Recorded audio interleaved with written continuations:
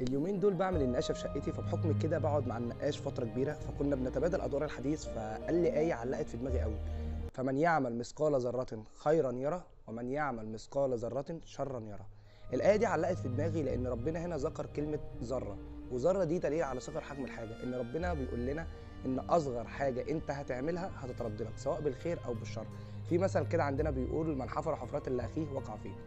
فانت اي حاجه هتعملها هتترد لك، عملت خير هيترد لك، ممكن الخير يتاخر شويه، وده بسبب ان ربنا شايف ان ده مش التوقيت المناسب ان هو يجيب لك الحاجه دي دلوقتي. والشر ممكن يتاخر شويه برضه ان هو يترد لك، وده ممكن ربنا يكون رحمه منه ان هو بيحاول يخليك ان انت تتراجع عن اللي انت عملته دوت، او تحاول تصلح اللي انت عملته. فعشان كده اي تاخيره بتحصل فهي خير ليك، سواء بالخير او بالشر فهي خير ليك.